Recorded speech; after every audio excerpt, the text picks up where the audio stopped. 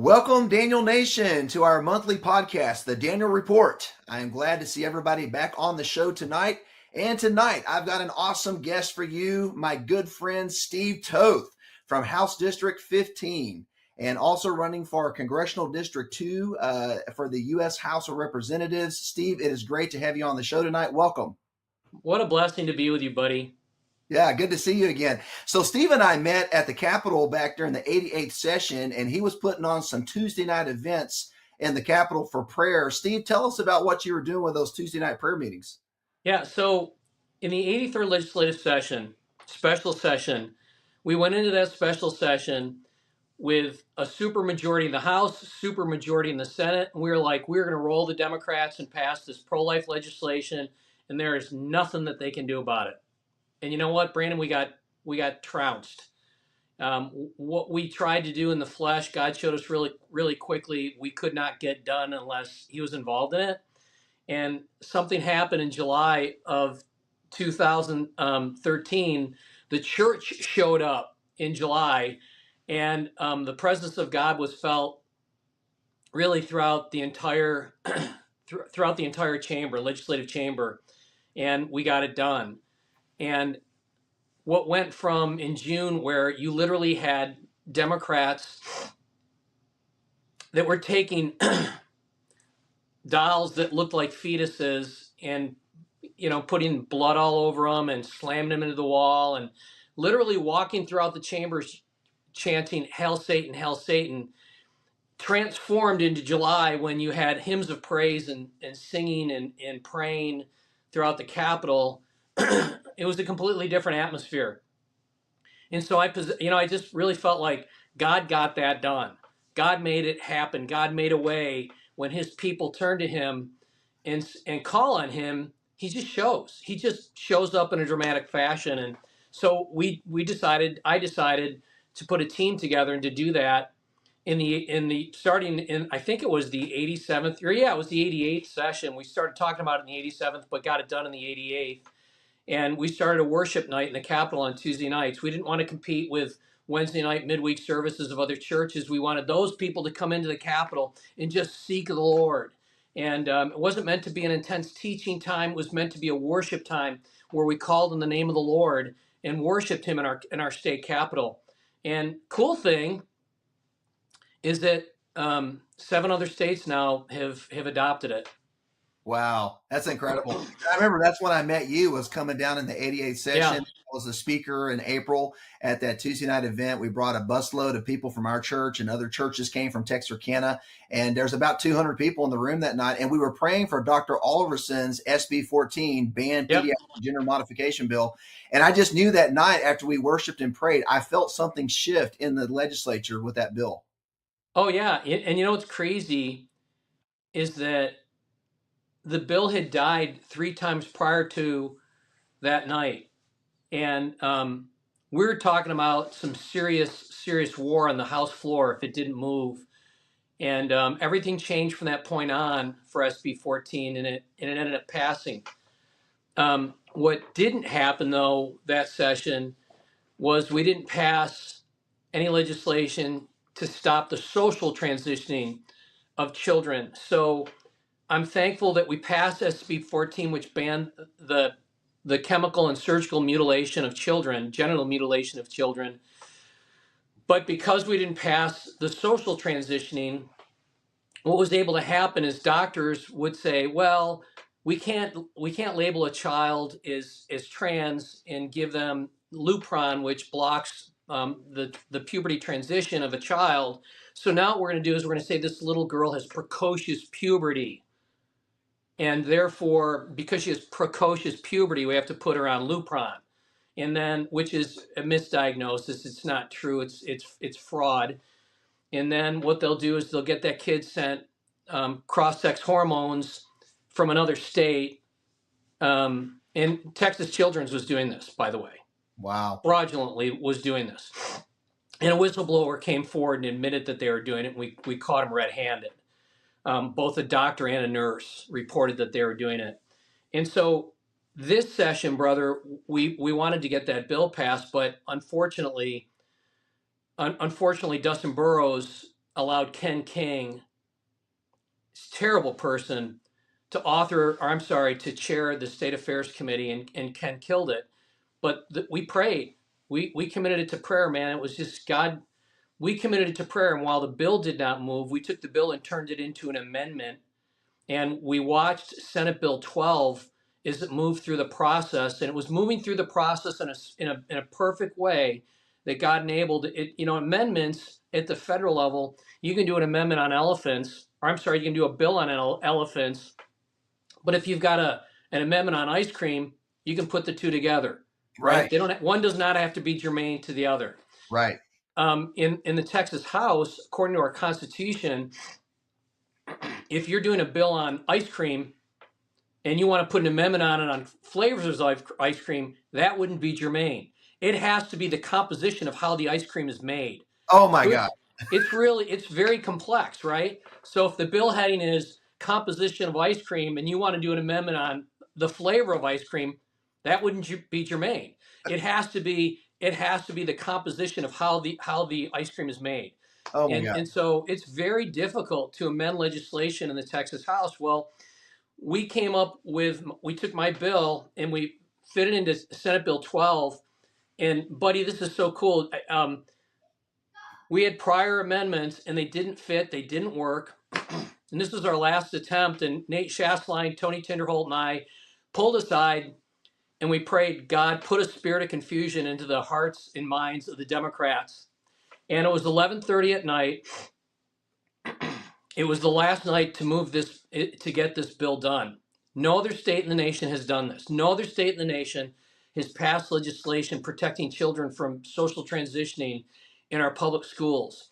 And it's so cool. So I go to the microphone, and as I'm about to go to the microphone, Mary Gonzalez comes up to me. She's head of the LGBTQ caucus. Right? It's always Mary Gonzalez. It's always Mary Gonzalez. I know, right? She's pansexual, and you're like, wait, what's a pansexual? I don't know. You know, you can tell.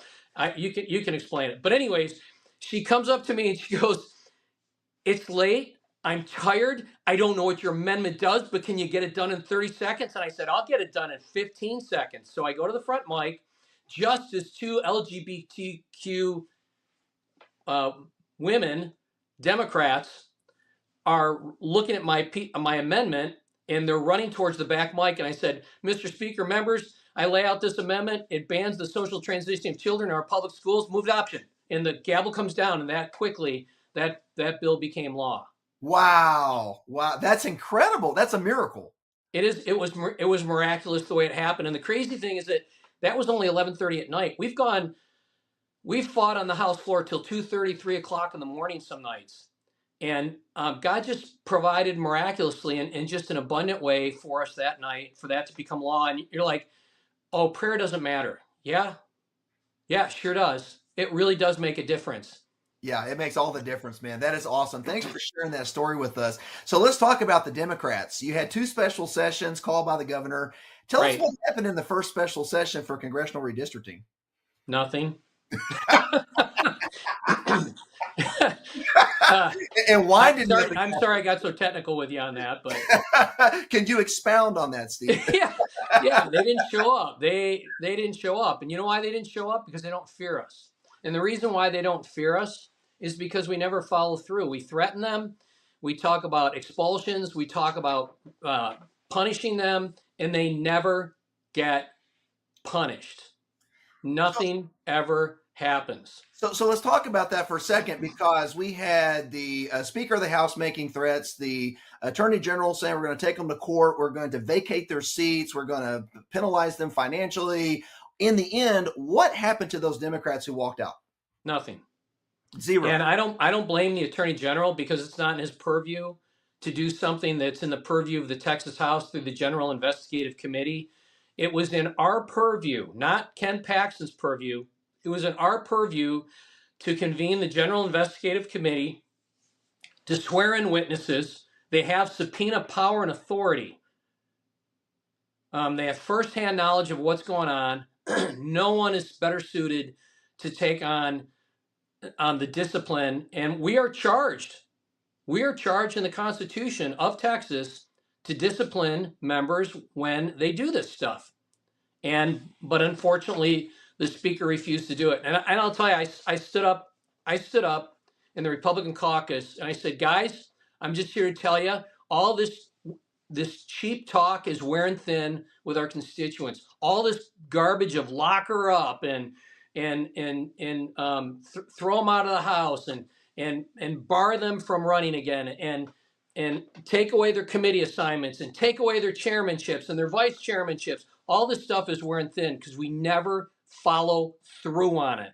We are the ones tasked, not the Texas Rangers. The Texas House is tasked in the Constitution through the General Investigative Committee of penalizing, of punishing those members that break the law.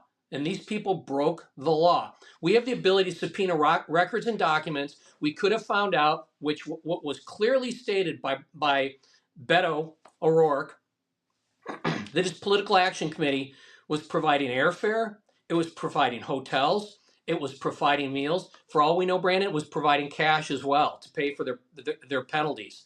We don't know because the House General Investigative Committee refuses to hold these guys accountable, which is why next session is an example. If we come into session, I won't be there, but if there's talk that we're going to do redistricting of the Texas House and Senate, which we should do now based on the new laws. The Petaway case that was before the courts would make it absolutely acceptable for us to do redistricting of the Texas House, and we'd pick up seats.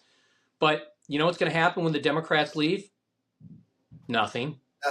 Why are they going to leave? Because they're never punished. The Republican leadership in the Texas House is all talk and no action. It's all belt buckle and no cattle. So, I mean, you're headed to Congress. Is this a systemic problem at the national level? I mean, the Democrats just shut down the national government too. Yeah, but here's the deal. They'll be held responsible for that. What doesn't happen at the federal level, you don't see the Republican caucus walk in to chambers and then vote with the Democrats to elect the next speaker. Mike Johnson was not picked by the Democrats. He was picked by the conservative side of the Republican Party. And the conservatives did not team up with Democrats like AOC to pick him. And yet that's exactly what you've got in the Texas House. You had 67 Republicans that wanted a more conservative member, David Cook, and you had 21 Republicans that peeled off and voted with 62 Democrats to select Dustin Burrows. So you literally had, 75% of this coalition of 62 Democrats, 62 Democrats and 21 Republicans that came together to select our House Speaker. Yeah, I mean, it's just crazy. So in essence, our House is being run by the Democrats, not the Republicans. Sure. Yeah. It's what we've been saying for years. I mean, we've been preaching this to everybody that will listen. Yeah, and so meaningful legislation, pro-life legislation, didn't happen because of the Democrats. Meaningful legislation to protect our children, which my bill, the better part of 3/4 of the social transition of children happens in our public schools, but there's still about 1/4 of these kids are socially transitioned through LPCs, licensed practicing counselors, and therapists. So because this is an education bill, it only affects about 3/4 plus of the children that are being affected, where it's happening in public schools. But my piece of legislation was broad and it covered everything, but Democrats were successful at killing it. Again, we had legislation to protect the integrity of our voting system, and Democrats were successful at killing that. I had a bill that calls for forensic audits, and President Trump has been asking for the state of Texas for 3 sessions now to pass this legislation, but Democrats didn't want it and they killed it. The vast majority of voter fraud is occurring through absentee ballots. President Trump wanted our legislation to pass and move forward. Democrats didn't want it and they killed it, and Burrows went along with it. Yeah, it's just wild. So let's talk about special session 2, because we know nothing happened in session 1, but special session 2, we did get congressional redistricting. I know President Trump asked for it. Why did he ask Texas to redistrict? There was a case. It's called Petaway, and Petaway was it was Petaway versus Petaway v. Galveston, and it was probably the seventh or eighth um, ruling that said all of these, incredible gymnastics that Democrats had been using to create these majority minority districts, or that Republicans were using to create these majority minority districts, were not constitutional and were not right. And so Joan Huffman said, I'm going to draw the lines blind to race. And that's what we did. We drew the lines blind to race. And I think we tried to strike a fair balance compared to what the Democrats have done in New England, where, as an example, you have 6 states, 15 million people, 43% Republican, 21 Republican congressional districts, not one Republican seat in Congress. And not one, right? 43% of the people there are Republicans, and they have no representation in Congress. And then you have states like, California and Illinois. And if we had used their metrics, we would not be giving the Democrats 8 congressional seats. We would only be giving them 3. I don't get why we're doing this. Honestly, when it comes to really important legislation, Republicans show up at a gunfight with a butter knife. It's silly. Yeah, it's crazy. So how many new seats are we picking up in Texas? 5. Okay. Which is big. That's a 10-point swing, right? You're giving Republicans access to 5 more, and you're taking 5 from the Democrats. It's a 10-point swing. I wish, honestly, that we're creating 10 seats, which would be a 20-point swing. Yeah, absolutely. And that'd be amazing. But thank you for the 5 seats. I mean, that's awesome.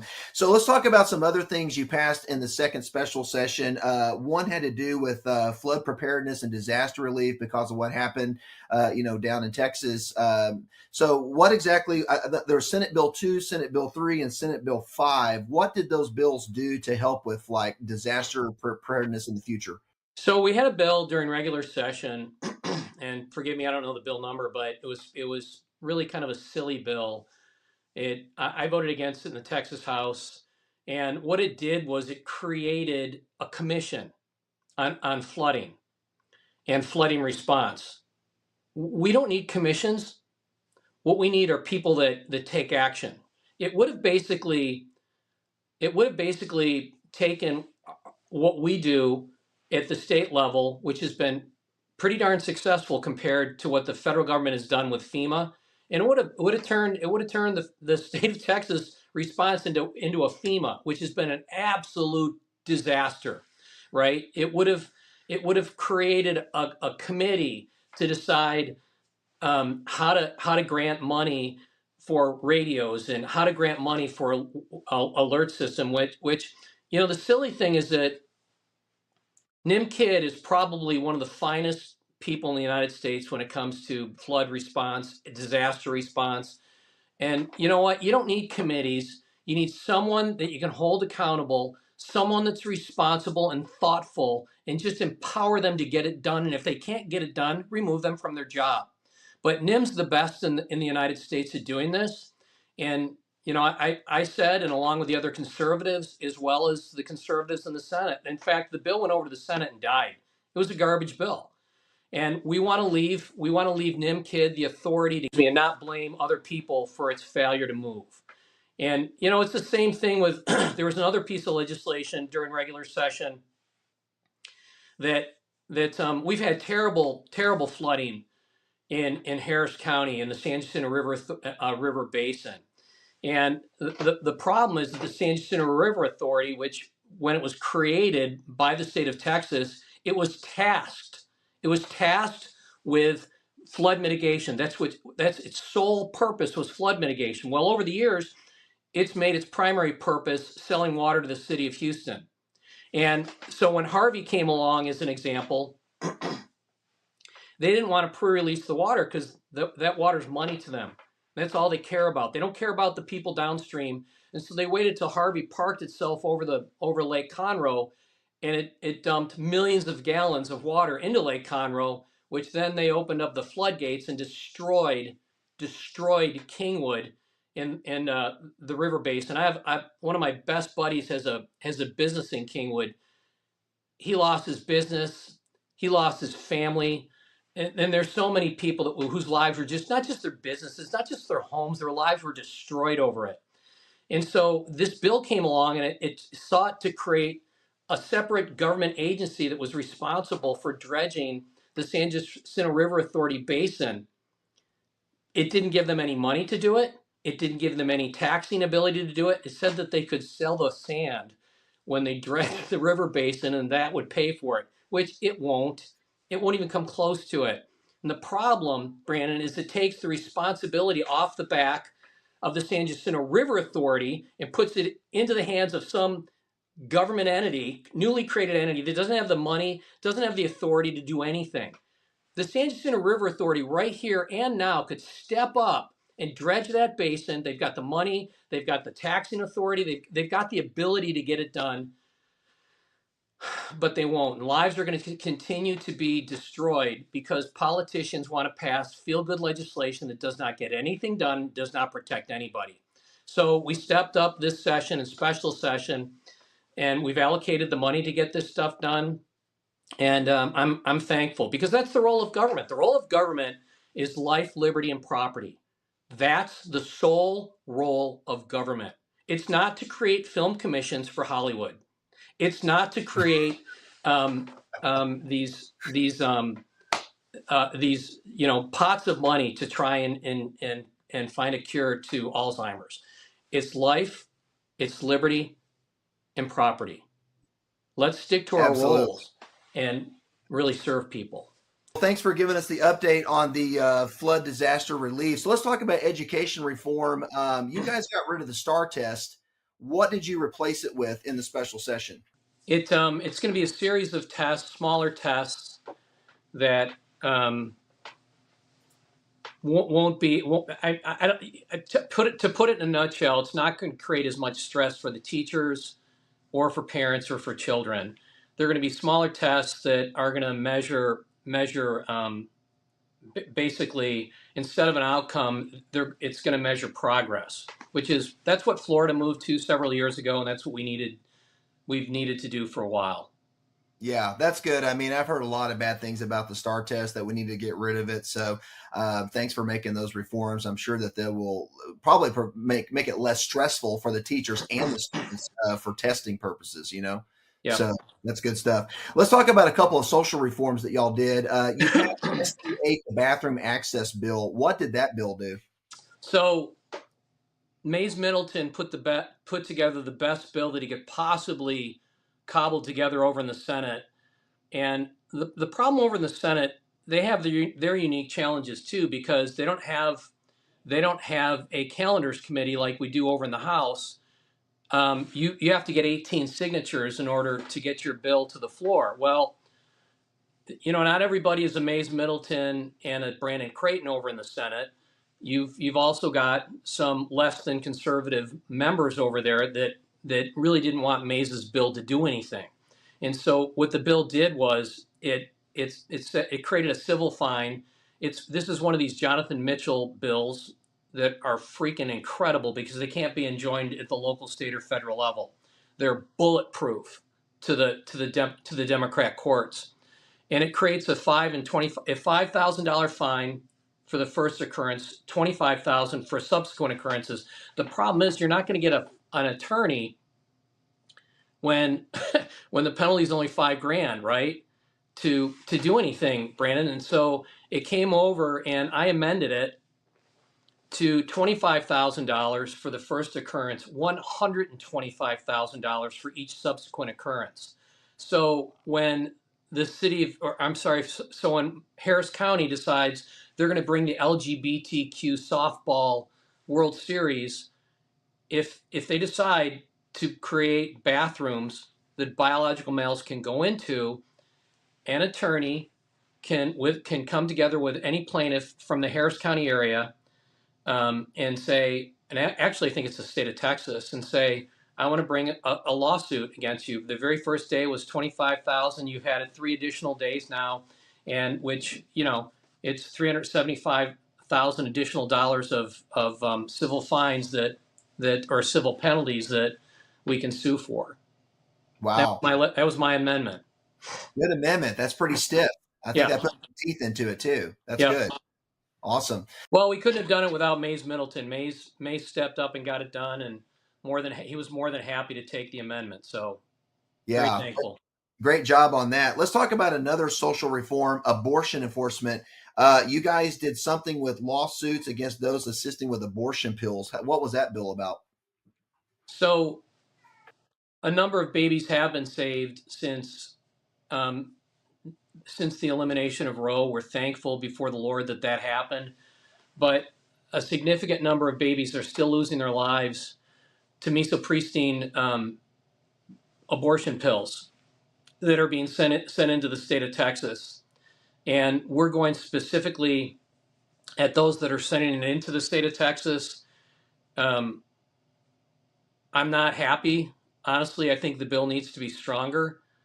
Unfortunately, this is the best that they felt like they could do. My bill, my legislation, I was going after the actual way in order for these to come into the country, into the state, or in order for them to move around the state, any kind of drug legally, it has to say what kind of drug it is, what kind of schedule it is in the eyes of the Food and Drug Administration, and it has to be labeled. And then if UPS or Federal Express or the USPS decides to send it to someone, there's a penalty against them for actually mailing it within the state of Texas. And that's the only way you're going to see any kind of means by which to eliminate the moving of these killing drugs to kill and eliminate babies. It's the only way you're really going to stop it. Yeah, so we're going to have to come back and basically clean that up in the 90th session. Let's talk about a subject that everybody wants to hear about, property tax relief.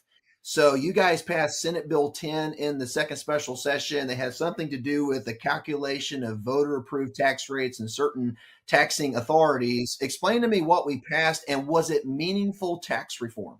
It was not meaningful tax reform for this simple reason. 60% of your taxes are from ISDs. There are 1,208 ISDs in the state of Texas. If you turn your tax bill over, you'll see your ISD, your local school. You'll see your county tax. You'll see your city tax. You'll see a municipal utility district tax, which is a MUD tax. You'll see your local college that's on there. You'll see the hospital board that's on there. And that's pretty much it. That's pretty much the composition of your bill. Well, municipal utility districts and as well as your local school district is 70% of your tax bill. Senate Bill 10 did nothing to affect them.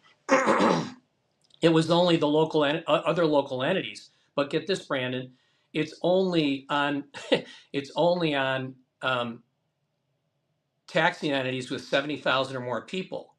So that means basically out of 1,800 local taxing entities, 54 would qualify.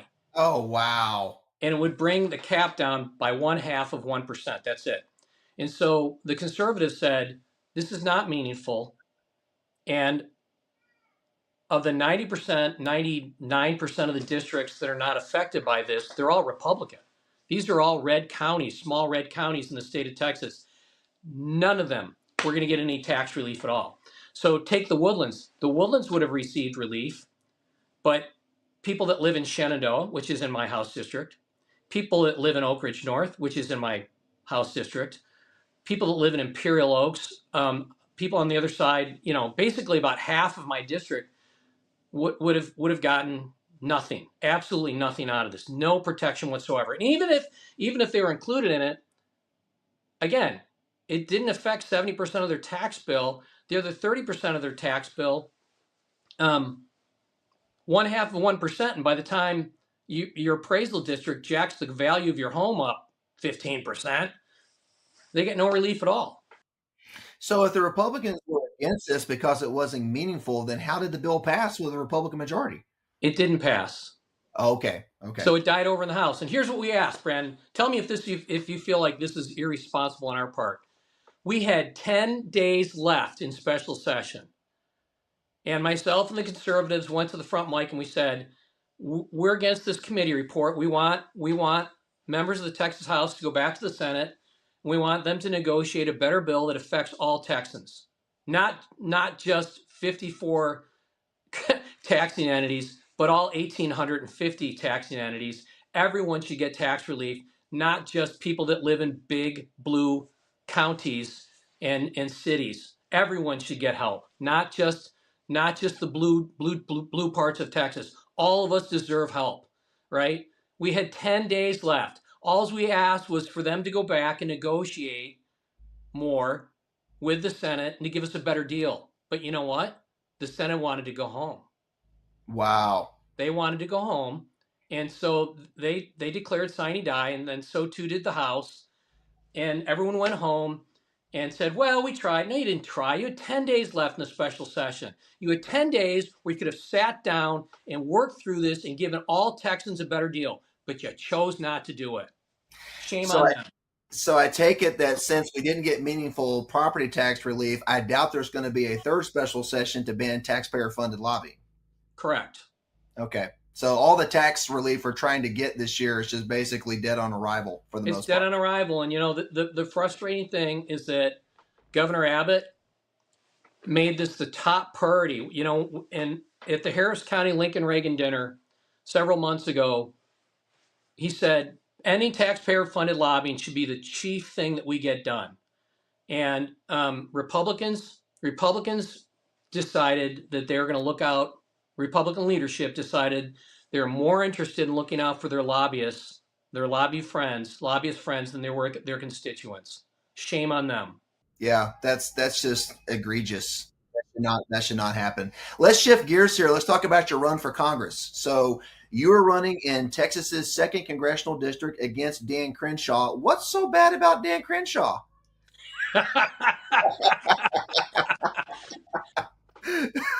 Be honest. You know, based on the way you asked that question, Brandon, why don't you tell me what's so bad about let's see. Open borders. I don't know. You add to the list. Well, he sure is a pro open borders.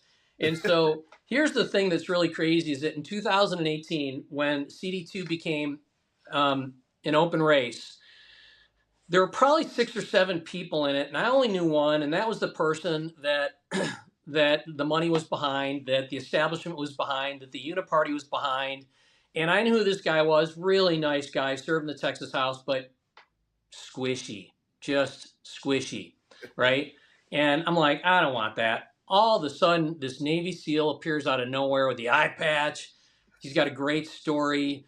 I love veterans. I just freaking love them.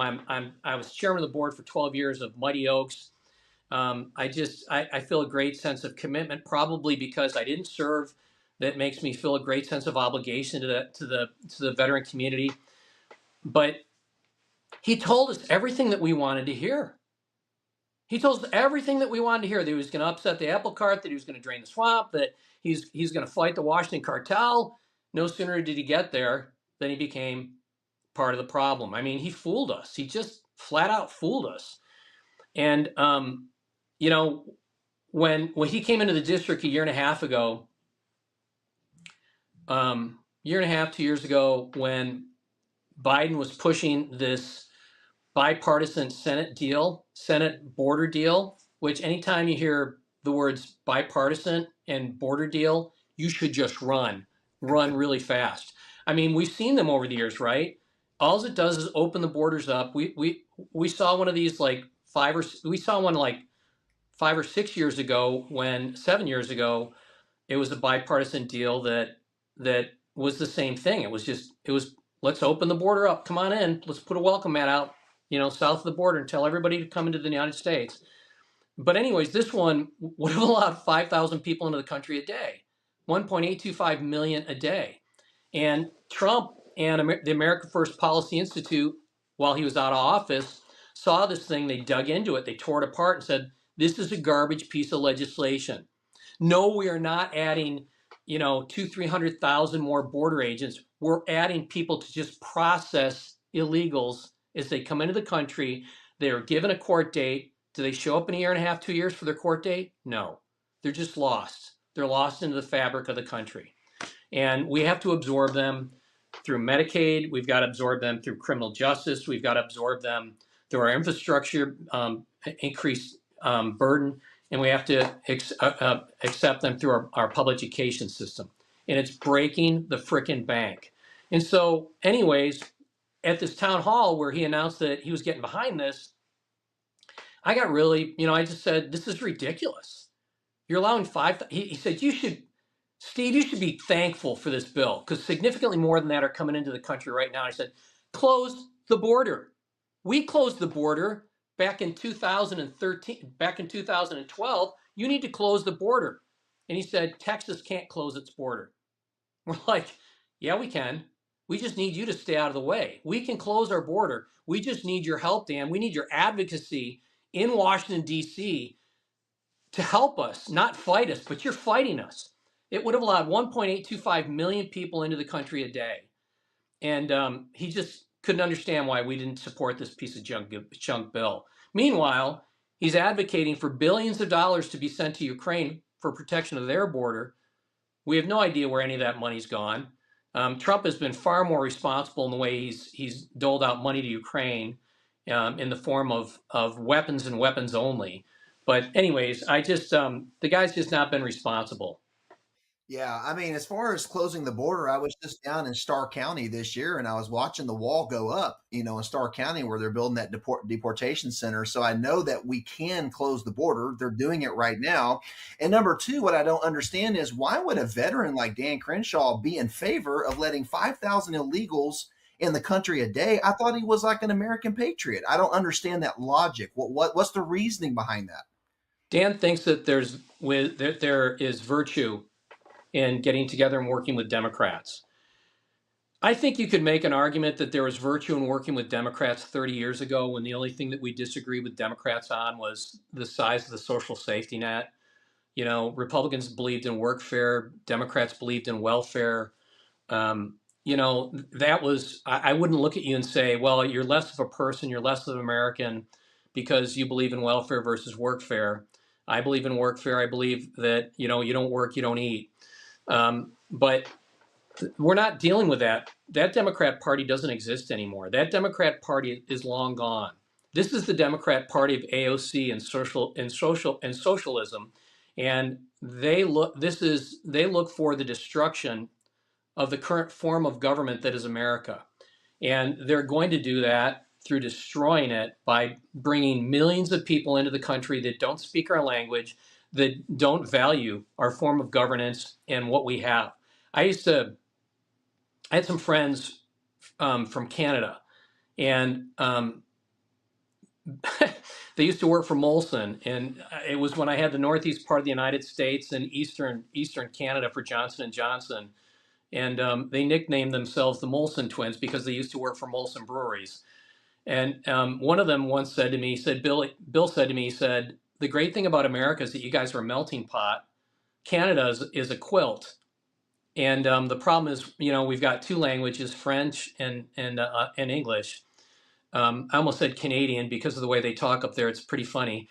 But, they have French and they have English. And he said, we don't have a common language. We don't have a common purpose. We don't have a common goal. We're a quilt. And we're tearing apart at the seams. But he said, you guys, this is 20 years ago. He said, you guys are a melting pot. Well, Brandon, we're not a melting pot anymore. We're turning into a quilt, and we are tearing each other up. We're tearing at the seams right now, and the United States government has failed, but especially the church. The church has really failed.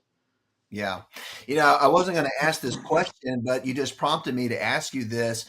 Speaking of being a quilt and not being a melting pot anymore, how dangerous is the Islamization of Texas right now with projects like Epic City? Yeah. let's be clear on this. And here's what makes no sense to me at all. Those people that should be the most fearful of Islam are the ones that are the most accepting of it.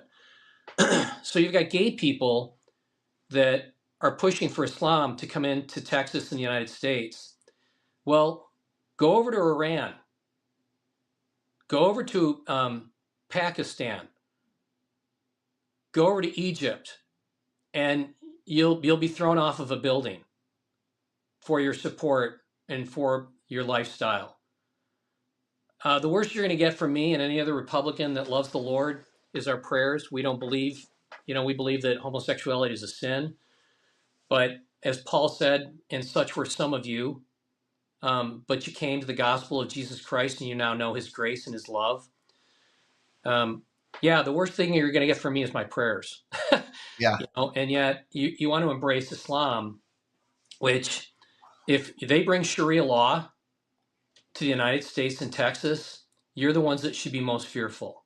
You are the ones that absolutely should be the ones that are most fearful of it. Can you also clear up? Doesn't the Texas Constitution state that no other government or law like Sharia has any preeminence or domain over our state law? Isn't that in our state constitution? Well, I mean, the way it's worded, it doesn't specify Islam, but Islam would be precluded from it. Look, Islam is not a religion; it's a cult, and what it believes is antithetical to our form of governance, which in and of itself should make it unacceptable. And the United States federal government understood this for years. You're going back into the 20s when members of Congress said, we are a melting pot, only there's one group of people that does not want to melt and assimilate into our nation. And that's the people that leave Islamic nations, Islamic countries. They don't want anything to do with us. They don't want anything to do with our form of governance at all. And yet they're willing to swear allegiance and to become an American citizen. How can they do that? Well, there's this thing in Islam called taqiyya. What is taqiyya? That means it's completely legitimate to bear false witness and to lie for the sake of advancing Sharia law, and that's where they're at. Yep. Period.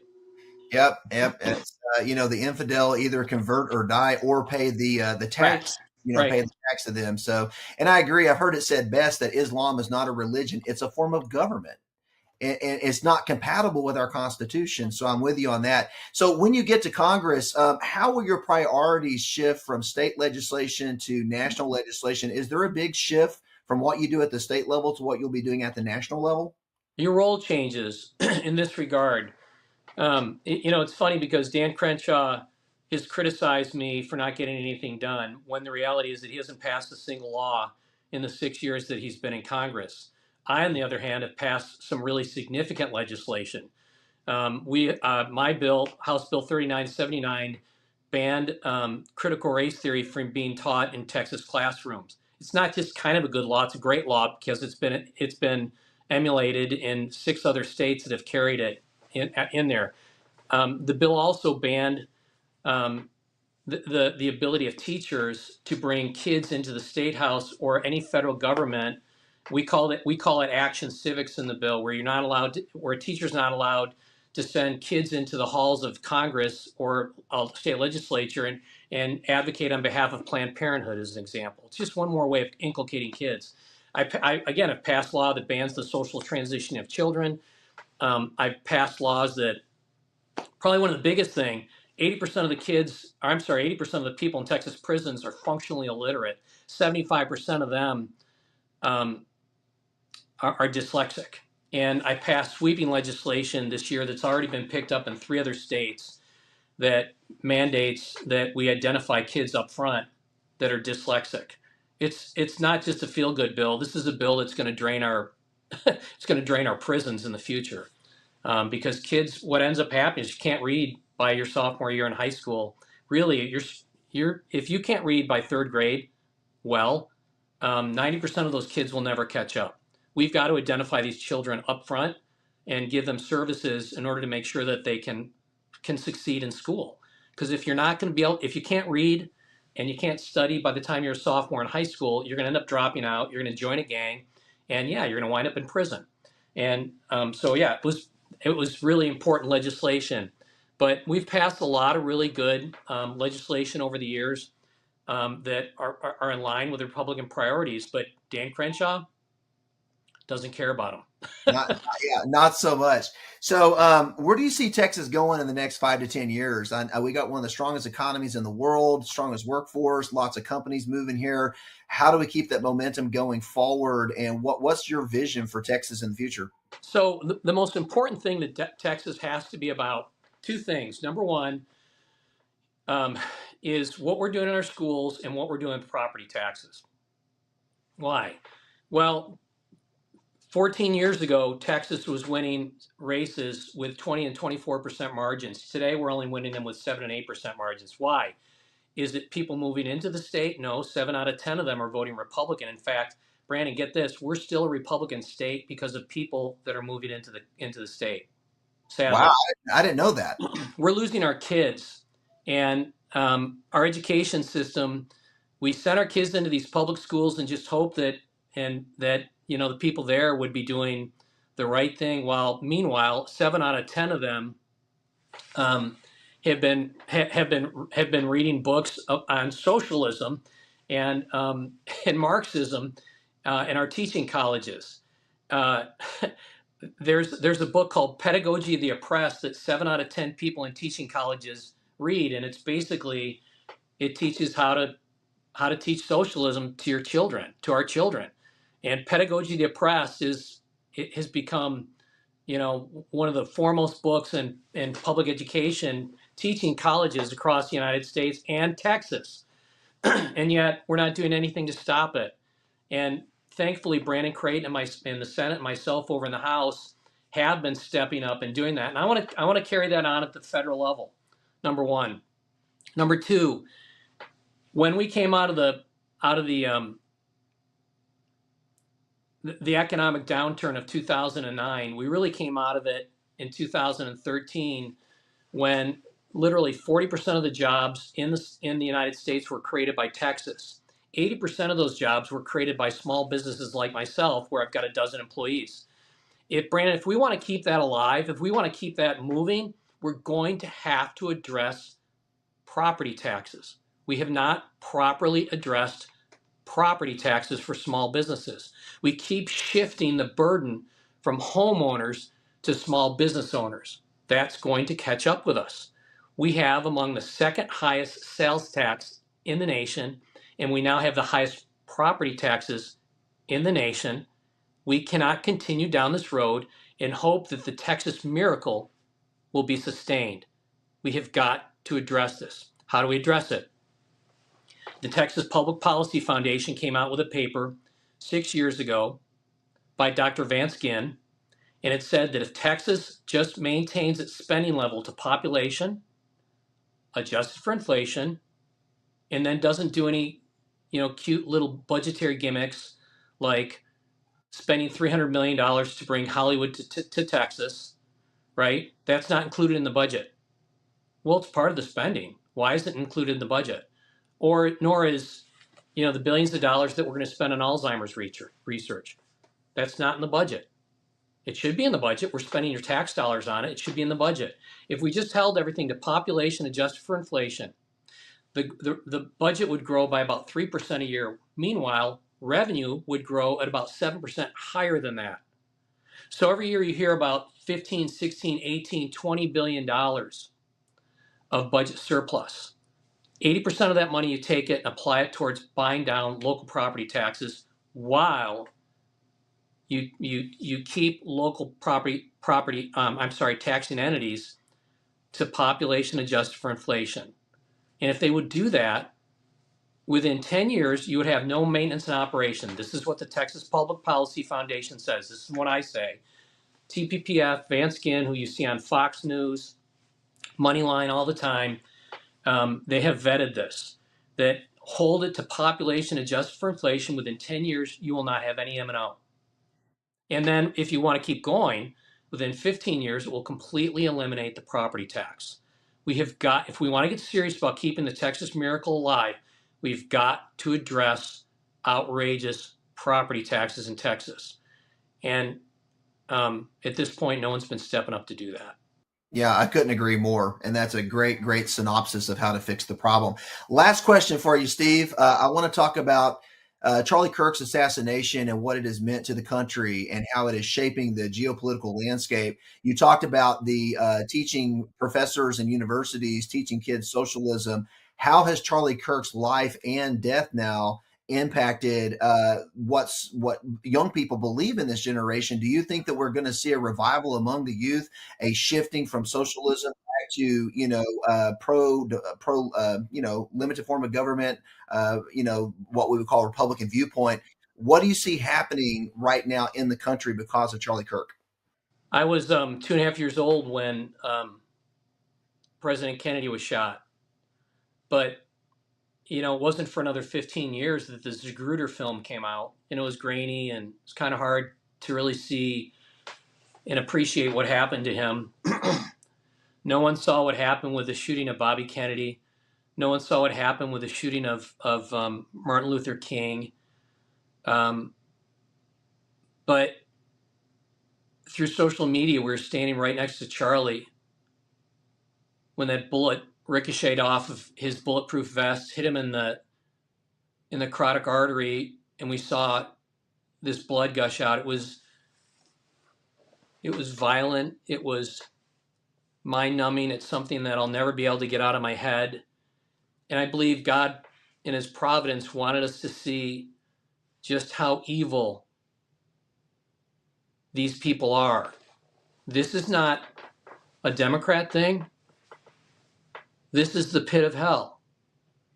The same demonic spirit that struck him down is the same demonic spirit that struck down that innocent refugee from where was she from? Was she from Ukraine, the one that was killed in the light rail car? I believe so, yeah. It's the same demonic spirit that causes a transgender kid to go into a school and shoot it up. It's the same demonic spirit that causes any person to go into a school and shoot it up. We're in a spiritual war, and I think God is trying to wake up America, and I think he has woken up America. I think Charlie's life caused a lot of people to stand. His death has set those people standing on fire. And buddy, I was up the first 2 nights after his death. I was up till 2 o'clock in the morning watching Instagram videos of people whose lives were so far away from the gospel that had gone out and bought a Bible and are like, I was so far away from God, I didn't believe God. And I read the Bible and I asked Jesus into my heart and I asked him to forgive my sins. And I can't explain it, how this load has been lifted off my shoulders, that the Spirit of God has come into my life and he's transformed me. God, we're in the midst of revival. And the question is, will we blow it? Will we not step up? Will pastors not step up and start speaking into the day? Will they not teach the whole counsel of Scripture? Scripture speaks into every issue of our day. And there's the reason why kids beat a path to Charlie Kirk, because pastors and churches were not speaking into the issues of the day. Charlie was willing to do it, but your local pastor wouldn't do it. Why? He didn't want to offend anybody. Well, you know what? Jesus said the gospel is offensive. It's offensive. And frankly, if everybody loves you, pastor, then you don't have a church. You have a society, you have a social society, you have a club. You don't have a church. You don't have a church. We need churches. We need prophetic voices in the United States that are going to speak out against the sin of the day and the issues of the day. We need prophets. Yeah. Well said, Steve. Well said. I will never forget Charlie Kirk's assassination. I was actually in New York on a ministry trip. I was at the 9/11 memorial when the news broke. and I'd never been there before. And it was so surreal because I remember 9/11 like it was yesterday. I was Yeah. working with Chuck Swindoll in Plano. We were at the EDS building at Insight for Living. And I remember when the news hit, and it just, you just remember where you were when 9/11 hit.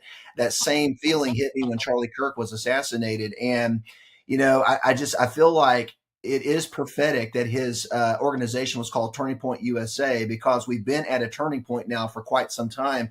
But I do believe that God is going to use this to really turn this nation back to himself. And you're right. We have to seize the opportunity God is giving us to reach this generation by stepping up. And pastors need to step up. Others need to step up and do what they are called to do together. The body of Christ needs to realize this is our moment in history. This is our moment to see a national revival come to America. Amen. Yeah. Amen. So, Steve, Exclamation point. I'm agreeing with you. So, Steve, thank you so much for coming on the show tonight. By the way, it is Charlie Kirk's birthday today, so very apropos to end the show talking about Charlie's life. Want to mention that if you would like more information about Steve's campaign, his website is stevetothforcongress.com. Go out to his website, support him monetarily. If you live down in Congressional District 2, support him by block walking, poll greeting, and helping him with his campaign. We need Steve in Washington, D.C. We need new leadership, and we need a change of the guard over our state. And so Steve is the man for that job. I support him wholeheartedly. He's a great brother and a friend to me, and I hope you will go out and support him as well. Steve, thanks so much for coming on the show tonight. God bless you, sir. What a blessing, Brandon. Lord bless you and keep you. Bye-bye.